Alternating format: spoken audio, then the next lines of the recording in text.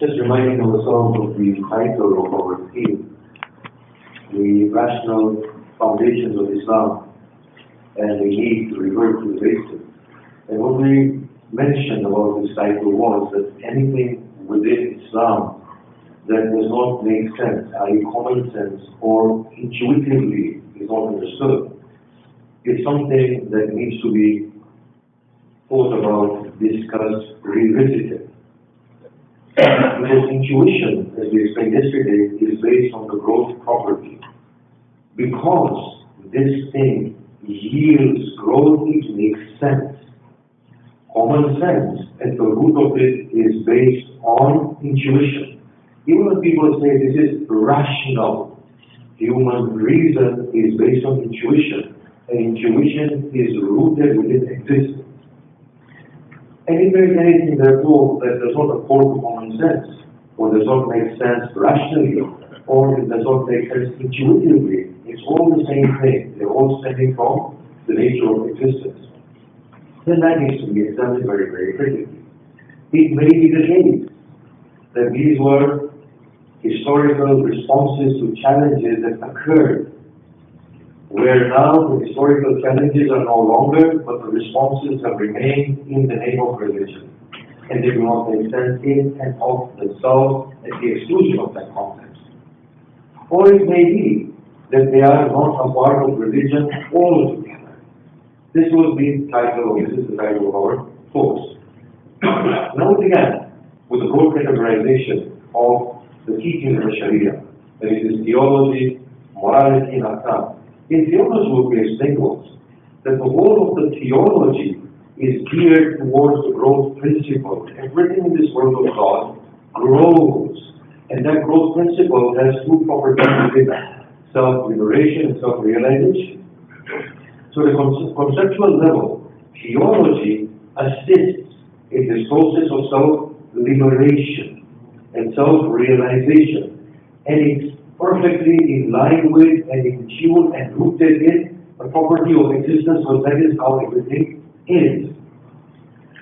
But because the human being is a very sophisticated person, and their self-realization is not only the physical self-realization, but it's the intellectual one, and the moral one, and the spiritual one. Theology, therefore, gives us a sense of lofty purpose in life. And that lofty purpose is designated as God, the absolute untarnished. And God is placed at the center of human life and intimately connected with human beings. So God is the one that we yearn for in the name of absolute completion, as is the property of existence. And God is the process taking us towards that absolute completion. That is theology. What is the end game of this theology? It is what we described yesterday as morality. But not simply morality, but spiritual morality. What we meant by spiritual morality, what we discussed yesterday, was fully actualizing our human potential. For a person may be good for the sake of goodness, but that will not ensure the full actualization of the human potential. We can see that there is a marked difference between good humanitarians and between prophets of God. Look at Moses, Isa, Nuh, Ibrahim. What phenomenal people. They were complete in the fullest sense. They went from weakness into strength, accomplished themselves fully through God. Because Allah subhanahu wa ta'ala marks the absolute completion, and that intimate connection with God brings about spiritual completion. So spiritual morality meant morality for the sake of a higher purpose, not morality for the sake of morality. Even good for the sake of good is good, but it's a halfway story. But good for the sake of utmost completion is the full story. Now the prophet placed his end game within the hands of human beings. We just recap briefly before we go on to the next series of talks now that are based on this, and they are very important. What the prophet did was, he gave them a sense of purpose, gave them a sense of substantive life, that this life is a very, very important thing. Do not lose it. It's an opportunity. Now, I often recite this hadith in the congregation, and I think it's good to recite it here.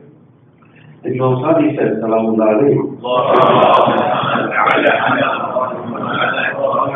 the greatest torment on the day of Qiyamah will not be the hell or the frightful event of the day of Qiyamah.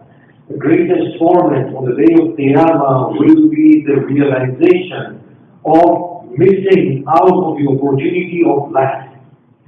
So the greatest azab on the day of Qiyamah will be the regret that the human being has, in which he says that I have missed out on an opportunity. The 60 Imam says they will cry with broken hearts. When their tears dry up, they will cry tears of blood for thousands of years until God's mercy prevails and He ushers them to the next rank of the day of Qiyamah. So what the Prophet did was he emphasized to them with love. This life is something hugely important. Two, in his teaching he said, don't take anything as presumptuous truth. Anything based on presumption needs to be checked. So what if your forefathers did this? So what if your communities are doing this? So what if your chiefs tell you to do this? Is it right within itself? You have got the truth within yourself, checking against that. What is that truth? The truth of self-realization. Am I becoming more godly through it all? Or is it all wasteful? Or is it stagnating me? Or is it counterproductive? Together with that, what he did was, he took the onus of the burden of life from the hands of any other party and placed it in the hands of the human individual. And he said to the human individual in his Quran that your destiny is entirely in your hands. Nobody else is going to make it for you. To the extent to which the Quran narrates that on the day of Qiyamah, Shaitan will say to the sons of Adam, don't blame me. Your destiny is in your hands. I merely showed you the candy, you came running to me, you already were predisposed to do this in your own self. It is all the same whether we cry or whether we bear with dignity. Don't cry out to me, I'm not crying out to you, Iblis says. We are all doomed to suffer this fate for what we have done. So the Prophet took away the onus of responsibility from third parties and put it on the human individual themselves. He said it's not good. When your intuition tells you what is right and what is wrong, and Quran says this. The Quran says, وَالْإِنسَانَ عَلَى نَفْسِهِ بَصِيرًا وَلَوْ أَلْقَى مَعَاذِيرًا. The human sees well within his own soul what is right and what is wrong, even though he presents thousands of excuses. He knows at the core what is right and what is wrong. So what the Prophet did was, he placed this burden of responsibility upon the human individual, because he said there is a huge task at hand. You need to be actualized. You can only be actualized by taking responsibility and taking it very seriously and owning up to wrong decisions that you make and the right decisions that you make, and will not worry. It's a process. Connected God very, very intimately. He stated that, look, this life of yours is to a great extent ordained for you. All you have to do is to find this life as an opportunity to ignite your own humanity and to come to your own completion through the opportunities of life and to the challenges of life. This was the life He created. And in that, He got the end game. He made moral agents and spiritual agents out of animal-like nomadic ants. He made them value knowledge, the people who did not know how to read or write. He made them value life, the people who took life so easily. He made them value the pains of others, the people who used to bury their daughters without a sense of sin or grief or pain. He ignited within them godliness. He made God their physical. He made God their friend. He made God their intimate companion. That was the end game. How did he do it? Initially, we said these were the human facets. Take responsibility. Make God an intimate friend of yours. Know that there's a higher purpose. Know that you should be evolving. Know that intuitively you know what is right, what is wrong. Yes? And at the second level, he formulated this growth process through things which were tools that assisted this growth process. These are known as the ahkam, the regulations of Islam. This is now the talk that will take forth from now till the end, in a critique of these ahkams and their practices that are associated with the Imami and the follower in particular, but with Muslims in general. Yes? And the people of other faiths will also find this very, very relevant, this critique. So what are ahkam?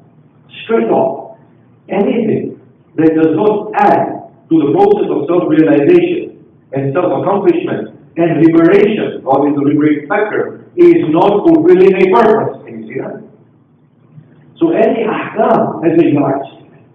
Any regulation, we're going to go into this very slowly, any regulation has a yardstick that it has to be growth promoting, and it has to be fashioned in a very real human sense.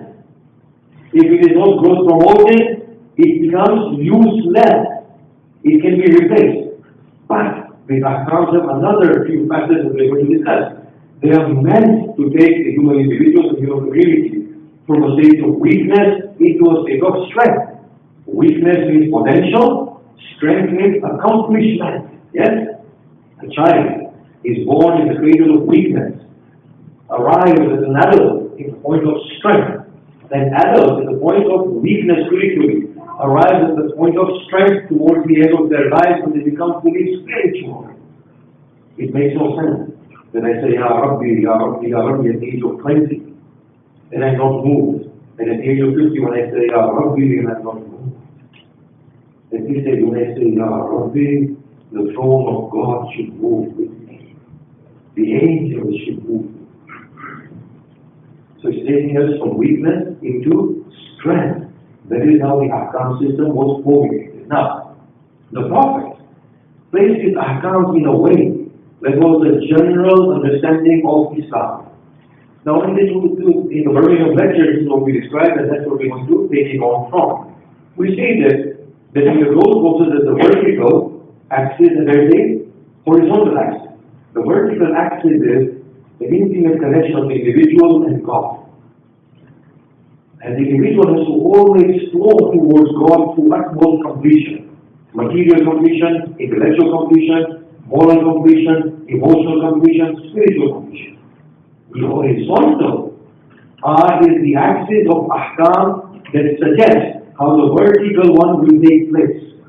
And that's why we find in the human history, we had Ibrahim, we had Nuh, replaced by Ibrahim, replaced by Moses, replaced by Isa, replaced by the Prophet of Islam. But none of them have touched the vertical axis. None of them. They have all maintained that the vertical axis is the central one.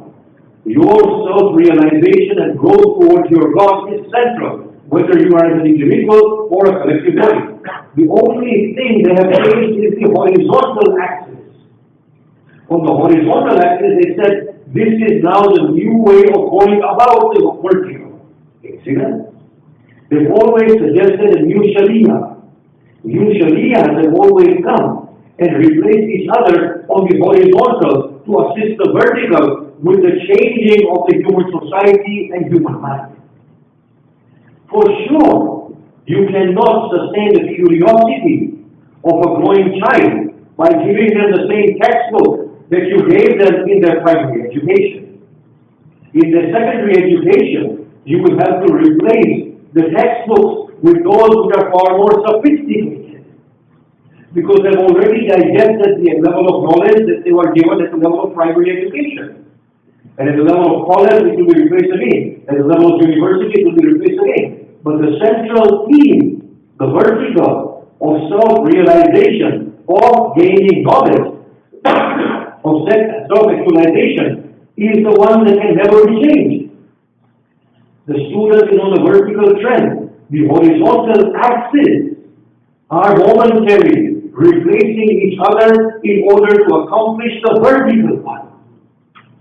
The Prophet was very, very mindful of this.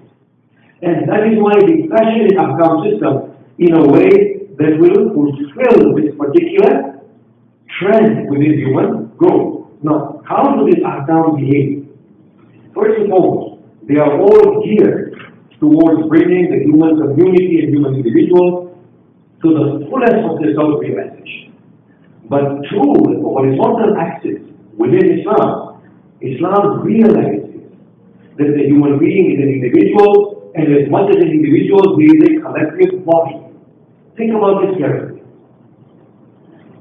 As human beings in this world, the whole system of right can only come about in a collective context. Cultures cannot be in an individual context. They are always in the context of the collective body. So many of our human existence makes no sense without the context of a community. So community is as important as the individual. One feeds the other, and both of them have a beautiful reciprocal relationship. Without the context of a community, nothing makes sense of human life. And without the individual, the community doesn't make sense. The Prophet is mindful of both of these axes. So the vertical one is self-realization. So the horizontal ones are the ahkam within the individual and the communal context together. And at the same time, he is mindful that in the community we are also individuals. And see how beautifully he is doing this. I'm going to give a very small example that we go into this field because it's quite philosophical. The Prophet said, or one of the Imams, he said, when you pray in Jama'ah, pray quickly, let people go. That is communal spirituality. There you're supposed to meet with each other, talk and socialize. Let worship not become a burden on you.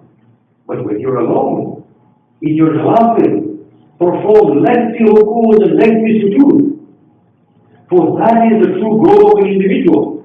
The communal growth is a different type of growth. Individual growth is a different type of growth, and it's catering for both. The Quran says, وَمِنَ اللَّيْلِ تَهَجَّدْ بِهِ وَمِنَ اللَّيْلِ تَهَجَّدْ بِهِ نَافِلَةً حَتَّى يَبْعَثَكَ رَبُّكَ مَقَامًا مَحْمُودًا. At night, do the night prayer. Your God may elevate you to a praiseworthy rank, but that is a voluntary prayer.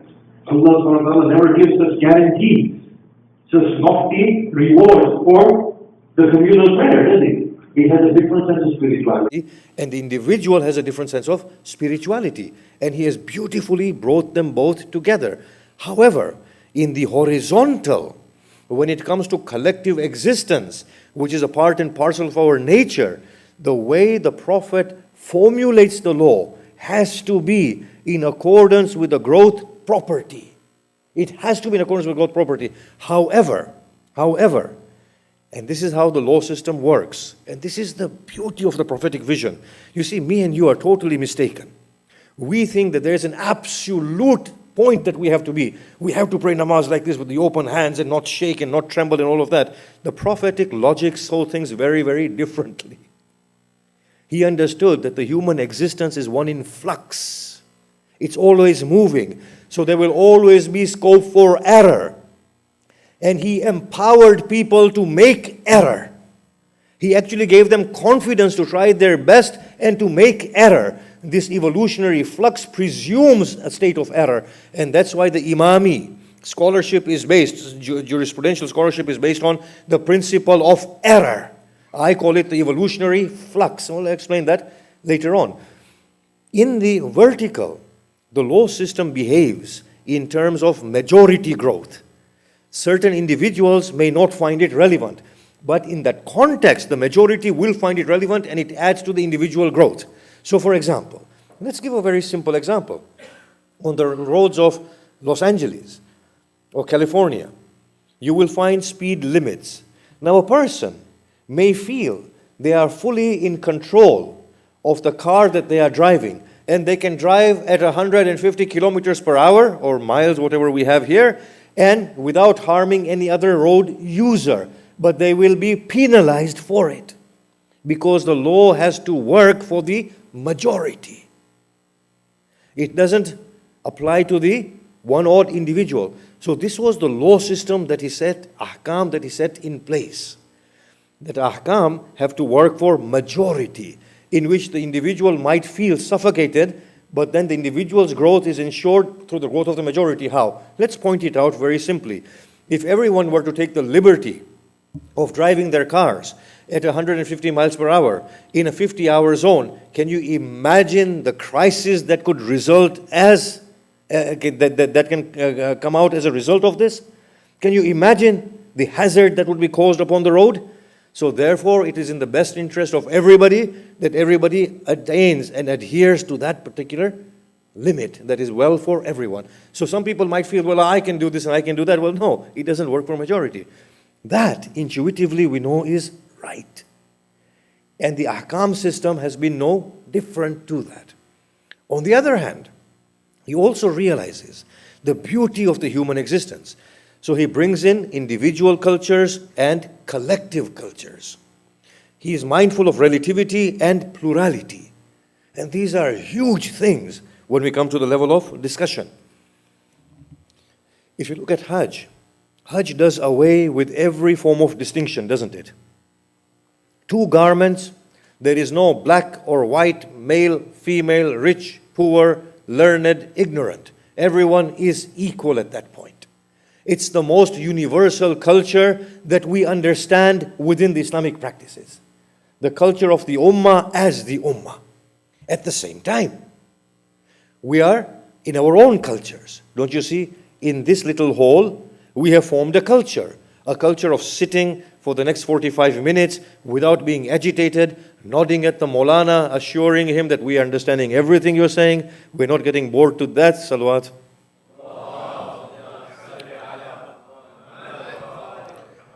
We've got a culture, but inside our houses, we have a very limited culture, don't we? So what he did was, he understood that and placed it in his ahkam system, and he honors them all. That you are individuals, you have individual cultures, you have collective cultures. Simultaneously, they must coexist, and you must know how to fluctuate from one to the other, and how to adjust and balance yourselves. So he brings in these beautiful cultures. And that creates relativity. Different people have different ways of life, provided they are all falling within the principle of the growth property, they are fine. Provided they are mindful of the horizontal axis and they know the bigger cultures as they encounter them, that's absolutely fine. Now the Quran actually also points at this. In one of the verses it says, they can't all come to you. فَلَوْلَا نَفْرَ مِنْ كُلِّ فِرْقَةٍ طَائِفَةٍ مِنْهُمْ لِيَتَفَقَّهُوا فِي الدِّينِ. Then why not does there come out a few people from every group and learn from you and then go back? Now this is also pointing at that beautiful point of relativity. That relativity is there in the minds. We will all understand the same thing in a very different way. One word is said, we all hear it in the same way, but digest it in accordance with our own personal points of references. And in this way, the Prophet is mindful that different people understand things differently. So although an overall culture embraces them of salah, of fast, of this, of that, they are very individualistic as well. And this will yield plurality. So he is mindful and he's integrating all of this inside his beautiful Islam. Now beyond that, there are one or two things at the theoretical level we need to discuss. I'm just trying to make a point that the ahkam are the final part of his message, yes? A very important part if understood properly. Do you know, incidentally, out of the 6,666 verses, how many verses are for ahkam? 500? Out of that, how many are very, very clear? Very, very few. Something that has been given the least importance within the Quran has become the obsession of the Muslim mind. Can you see that? The Muslim mind will say, if I don't pray like this, like a statue, if I move, my takbiratul ihram is not accepted. But after the prayer, the Muslim doesn't become a better person. He still cheats, he still lies, he still swears, he still curses. Surely, if the Muslim was waving his hand and said Allahu Akbar, and after that, he became a better person, that waving of the hand is better than being stagnant like a statue and praying a prayer that is totally meaningless. The Muslim's obsession with ahkam is the obsession with the form, and he has forgotten the essence altogether. There are a few things we need to mention at this theoretical level, but I'll give another example. A Muslim is one who looks at the mirror but doesn't look inside the mirror. He starts polishing the mirror and forgets that he has to look inside the mirror, and that is the real function of the mirror. The Muslim prays namaz, salah for the sake of salah. The Muslim goes around the Kaaba for the sake of going around the Kaaba. The Muslim does things that don't make sense anymore. He slaughters animals in hundreds of thousands upon which we walk, and a pool of blood comes up to our knees. But he says we are supposed to slaughter an animal here. What purpose is it serving? In Hajj, what purpose does it serve? The Muslim is obsessed with hitting the shaitan, that it has to be on the middle pillar. He doesn't even realize that there was no pillar in the time of the Prophet. He doesn't even realize that there was no pillar in the time of the Prophet. And he wants to hit the middle pillar, but doesn't realize that he has supposed to make that intention that, oh Lord, I cast this stone as a symbolic gesture for you to assist me to overcome my own inadequacies. I can't control my anger, henceforth you assist me. I'm going to consciously trying to address my anger problem. He just wants to make sure that his stone falls on the middle one, that's it. And even if it falls somewhere else, I'll have to throw it again. And ends up throwing 20 stones instead of 7 stones. But have those 20 stones added to the vertical? Have they? Today's Muslim, I'll just digress slightly. Today's Muslim is led by the whip, honestly. Islam was for noble man of dignity and pride. Yes? Ibn Arabi, when he became Baligh, he actually distributed sweets. They said, why? He said, now I am held accountable by my Lord. At least my Lord will take notice of me now.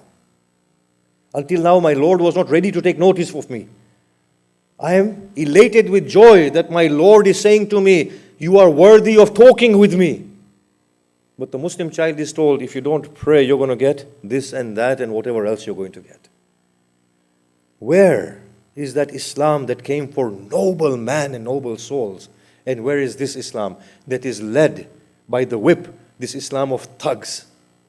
That was Islam of noblemen. Forgive me for using harsh language. Salawat.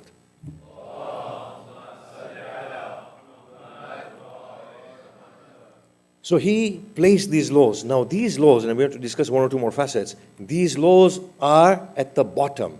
The law's function was, or the ahkam's function, the regulations function was what? To bring about the best of humanity, to trigger off self-realization, self-actualization in a communal and an individual capacity. They have always been changing, yes? They have always been changing in history, from Musa to Isa to Rasulullah. They've always been changing.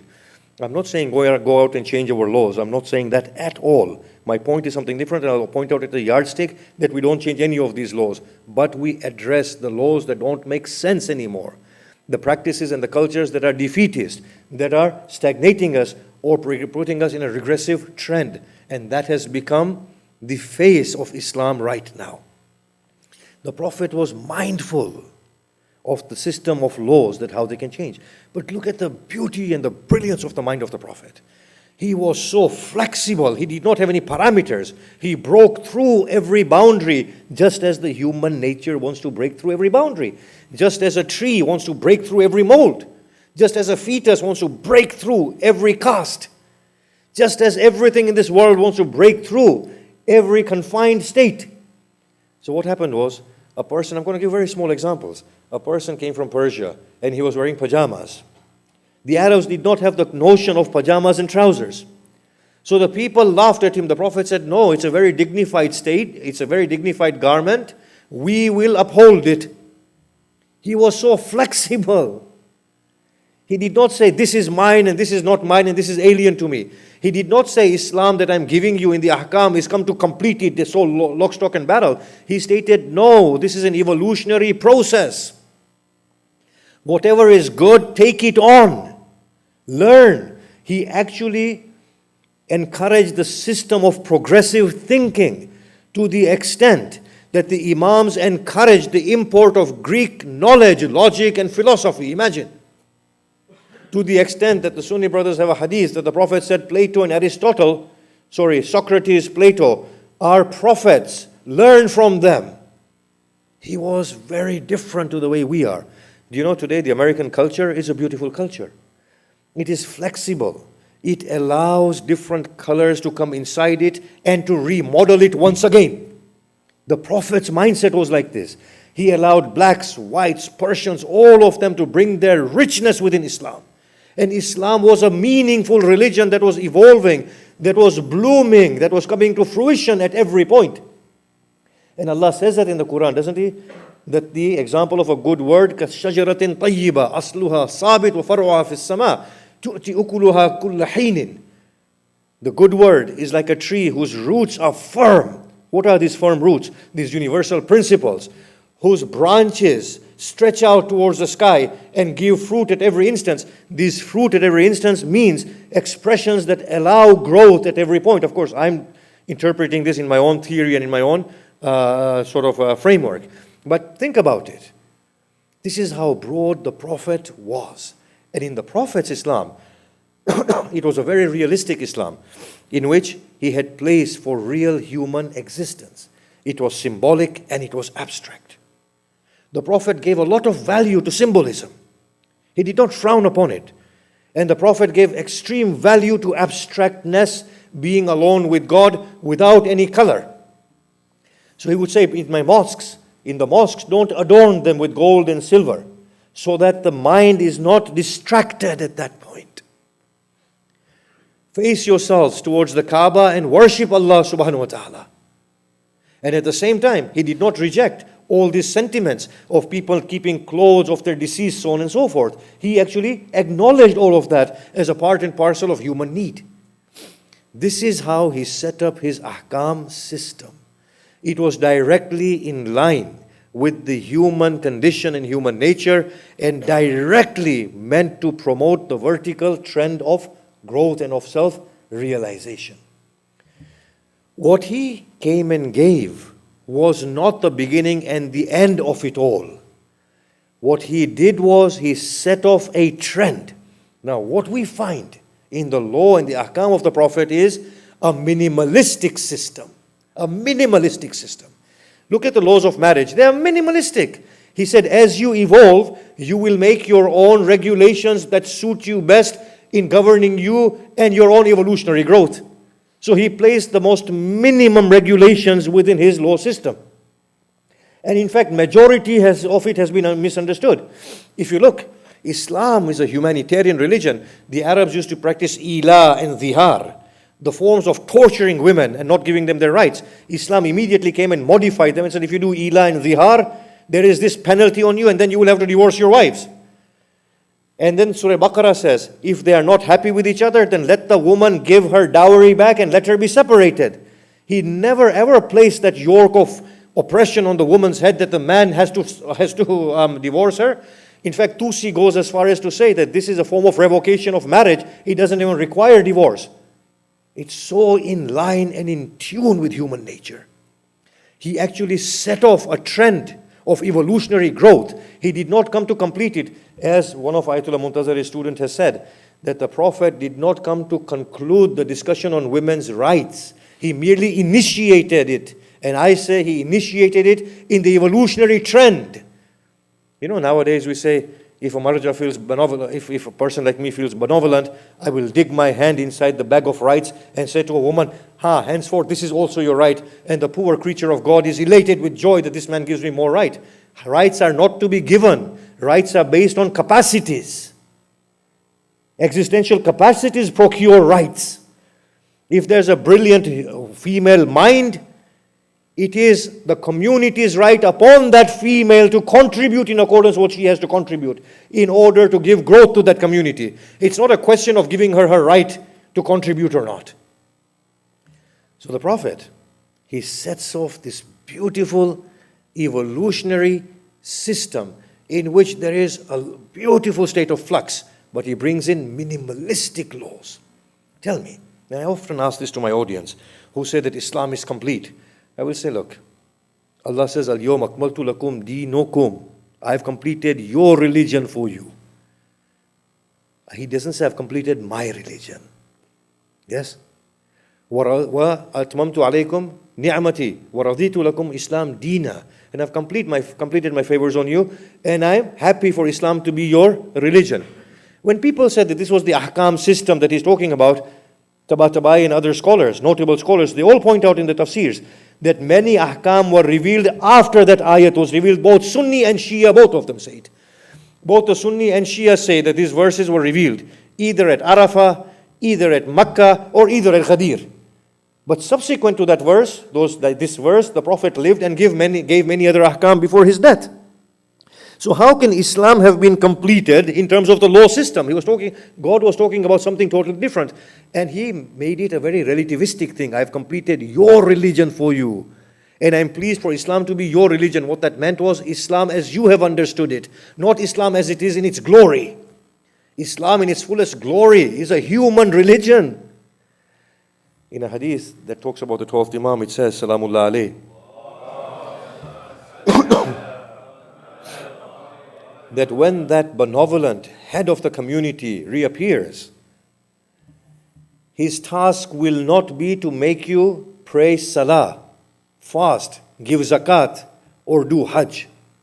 You will already have matured by that time to understand the worth of all these things.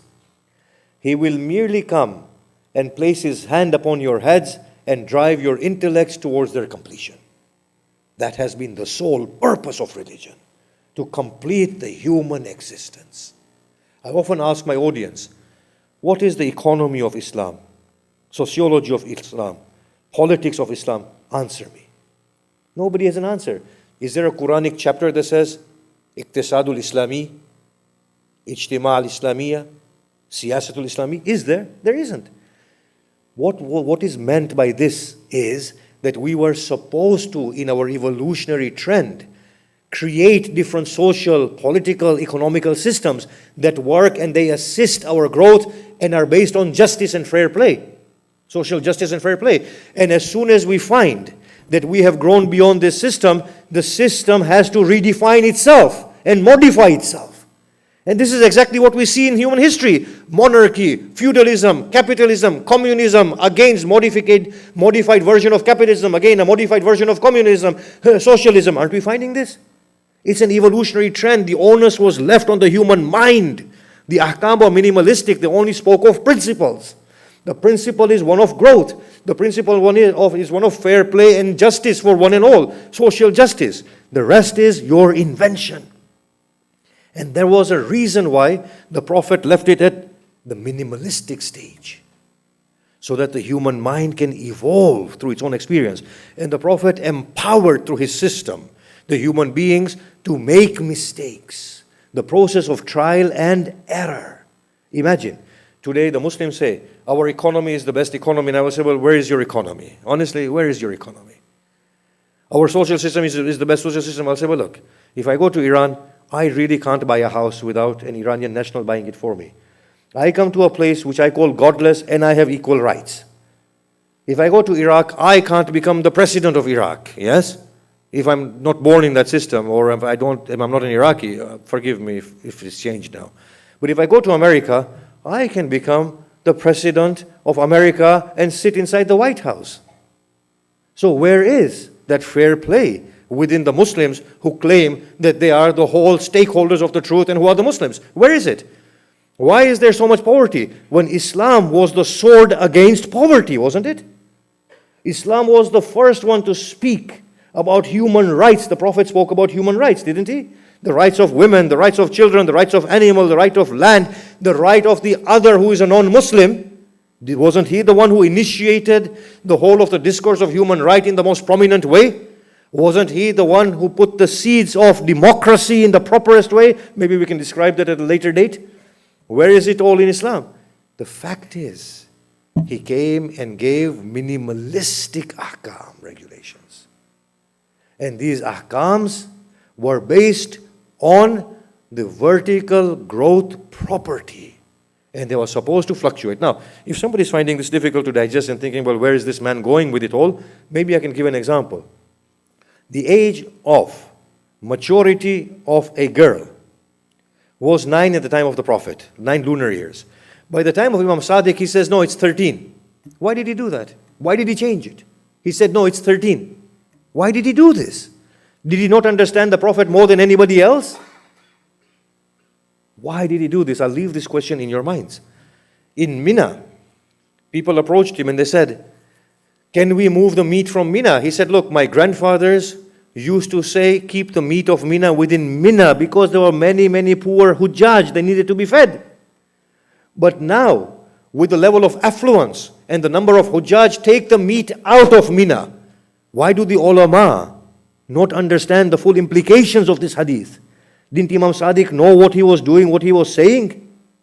Imam Sadiq finds himself in a global context. I always say this, if the Twelvers had any sense, they would invest in only one person, Imam Sadiq. That man is a giant. Truly is a giant of humanity. The sort of learning he displays, I have not found in the history of mankind. He was in a global context. The things that he said were phenomenal, phenomenal. He said, do Eid, one Eid with the people of Qibla, with the people of La ilaha illallah, with the people of Salah. People would tell him, it's our fifth fast, it's your fourth fast. He said, it's fine, I will consider it as my fifth fast and I will do a qada at the end. He was in a global context. Why did he change the forms? The ahkam are form, self-realization, achievement of actuality, godliness, progression of the whole community is the essence. He was mindful of these things. The prophetic laws were minimalistic. Why did Imam Sadiq change it? Or even gesture towards changing it. I'm going to bring in Imam Sadiq in a very big way in the later lectures to try and understand how we can deal with it afresh. But the point is that the Prophet based his ahkam system on the human condition. And he set off a trend of evolution. Now I made this point in the lectures of Human Islam, that truly, if humanity was evolving from Adam to the Prophet of Islam, and as a result, there was a need of revising the Sharia system, the horizontal. Are you telling me that from the time of the Prophet till now, human beings have not evolved intellectually? Seriously? Are you telling me they've not evolved? I'm not saying there aren't any salient features to the ahkam. There are huge salient features, which we will discuss afterwards, because his ahkam system is also divided in a few categories. The most prominent are the devotions, the consumables, something that nobody touches, but even they go through an evolutionary track, as we will explain at some point. But others were muamalat, interactions, which are always changing. Tell me, when the Prophet came to this world, he came without a context or in a living context. He came within a language, didn't he? So he spoke in a language that was already pre-existing. Those languages had words and meanings. He used them all. And then he made slight modifications. He came in a world in which there was marriage and divorce. He modified it slightly, but the context was overwhelmingly existing. He came in a context in which transaction was taking place. He merely modified that transaction to make it fair play. And you're telling me that since the time of the Prophet till now, the whole nature of transactions has not changed? Dealing with bonds and futuristic bonds have got no similarity to the transactions that the Arabs were accustomed to. It's a new ball game altogether. We can't take it back to Arabia, 7th century Arabia, and try and resolve these problems there. They are fresher questions. The law system was minimalistic. It had its few categories. Some we will not touch, like devotions. But we can touch the meanings of devotions and the parameters of it. For example, do you think, and I'm going to ask a question, if it's sensitive, then forgive me when my time is finished. In a region where daytime is only 2 hours, okay? You know that there are such regions in the northern Europe. The Prophet comes hypothetically, and I'm going to use hypothetic Islam as one of the tools as well. The Prophet comes hypothetically and he says, fasting has been prescribed for you. From dawn to sunset. People would laugh. They would say, well, what do you mean from dawn to sunset? It's only 2 hours. We don't eat for 4 hours and you're forcing us to eat after 2 hours? I know people will be agitated by this question, but go home and think about it. Go home and think about it. Is it productive? Is it on the vertical trend? Does it serve a communal purpose? Does it bring growth to the individuals? Will the people not say, Ya Rasulullah, you asking me to fast?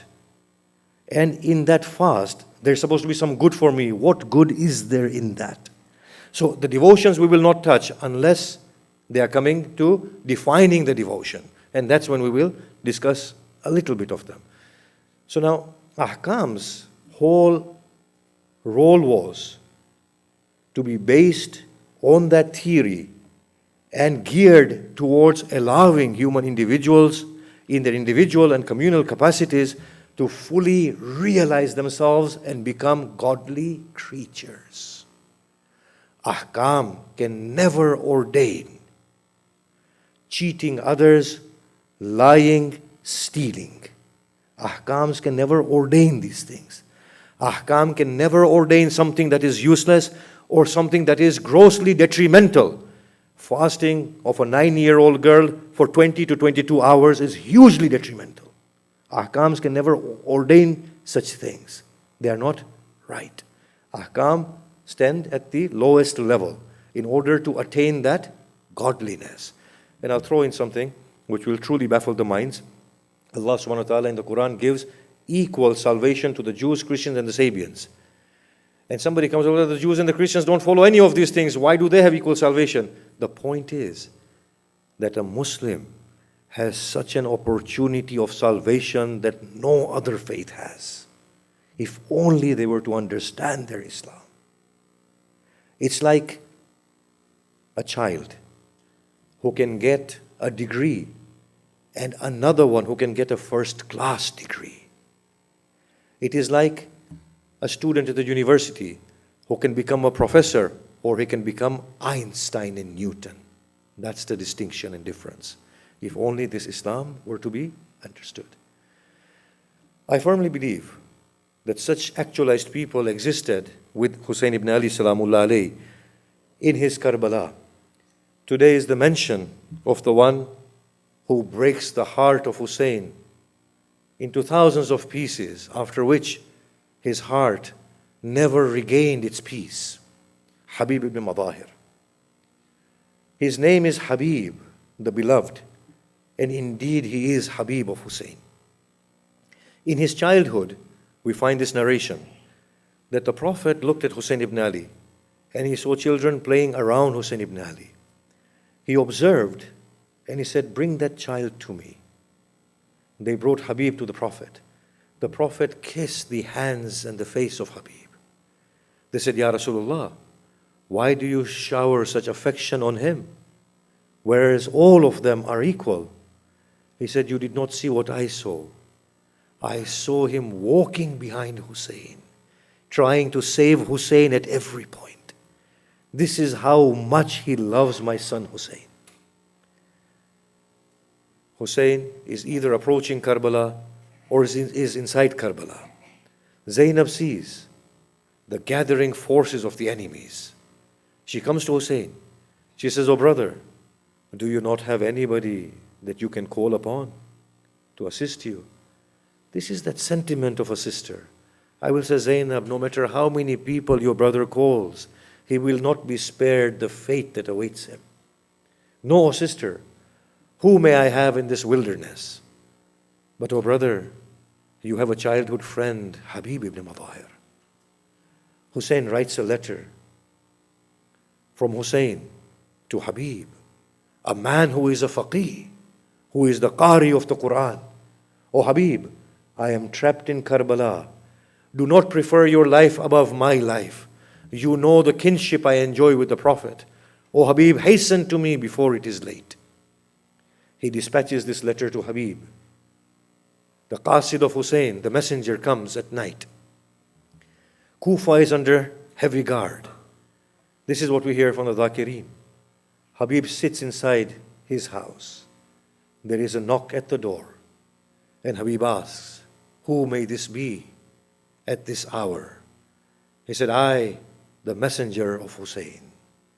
Habib runs to the door, opens the door, receives the letter, kisses it, reads its content, and folds it away. Comes back inside the house. His wife asks, "Oh Habib, who was it?" "It was the messenger of Hussein with a message for me." What does it say?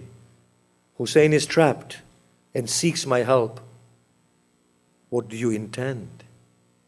He looked at her and said, "I worry about you. She said, Habib, sorrow be your lot.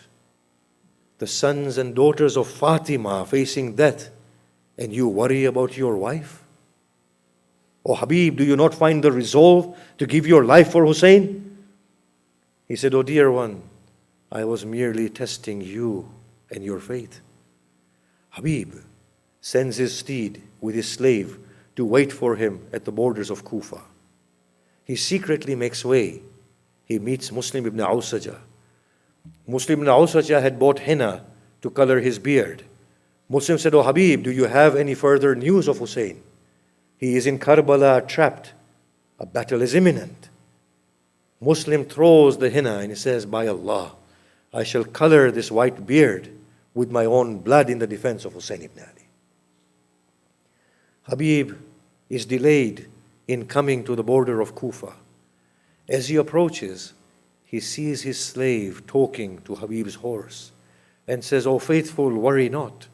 If your master does not approach, I shall saddle you and ride to Karbala to give our lives for Hussein ibn Ali. Habib is moved by this scene. He says, I free you in the way of Allah. He said, if you free me, then take me with you. Habib said, then accompany me. Meanwhile, Hussein prepares standards, and he distributes standards, but reserves one for himself. The rest of the commanders are envious. They say, Hussein, hand us over the standard of your army. He said, no, the bearer of this standard is soon to approach. Who may he be, they asked.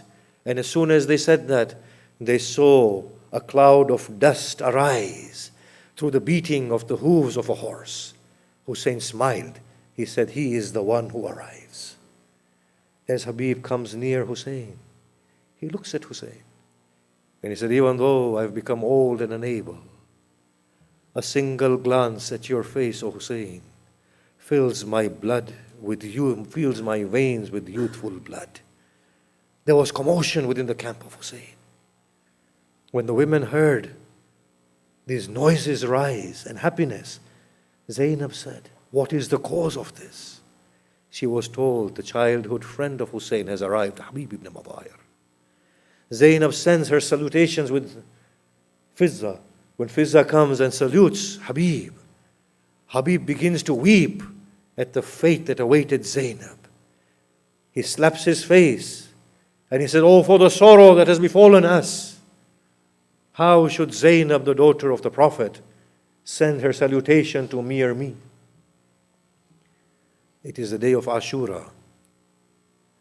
The combat has come to a stage where Hussein has lost most of his helpers. It's a time for prayer. Saydawi reminds Imam Hussein, it is Dhuhr. The Imam looks at the sky and he says, indeed, may Allah raise you with the Musalleen as you have reminded me of prayer. He says, go and take permission from the enemies to let us pray. Hasan bin Namir said, Hussein, pray as much as you want. They shan't be accepted. Habib retorted, he said, Hussein bin Namir, O drunkard, shall they be accepted from you and not from the grandson of the Prophet? Hussein prepared for prayers. Habib looked at Hussein. He said, even though I know prayers are obligatory upon me, but I desire to pray with your grandfather and father. Allow me to leave. Hussein stands and allows Habib to leave. Habib comes into the battlefield in single combat and cries out, I am Habib, the son of Madahir. By Allah, had we been your equal or half your numbers, you would have turned your backs to us and fled for your lives. I am from a household who hosts our guests. Sorrow be your lot for putting the son of the Prophet into this state. He mounted an attack. Eventually the enemies came in great numbers towards him. It is said that Habib fought gallantly until one of the armies surrounding him struck the back of his head with his sword, and another one struck a spear in his chest. Habib came to the ground, and as he tried to stand, Hasan bin Namir struck him again upon his head. As Habib fell, he said, Assalamu alayka ya Aba Abdullah. O Aba Abdullah, accept my final salutations as I bid farewell to you. Hamid ibn Muslim says, as he heard the cry of Habib, his resolve broke, and I saw the anguish and the pain on the face of Hussein ibn Ali. And he cried out aloud as he ran towards Habib. He came to Habib, and he took the head of Habib inside his lap. And he said, "Oh Habib, you are a noble man. You read the whole Quran through the night. Oh Habib, shall you leave your friend so abruptly?" Habib breaks into a smile. Hussein said, "What be the cause of your smile?" He said, "Oh Hussein, this is your grandfather, quenching me with the goblets of Kauthar, and saying to you, oh Hussein, hasten to me, for the weight is unbearable." ألا لعنة الله على القوم الظالمين وسيعلم الذين ظلموا أي منقلب ينقلبون. مات Hussein.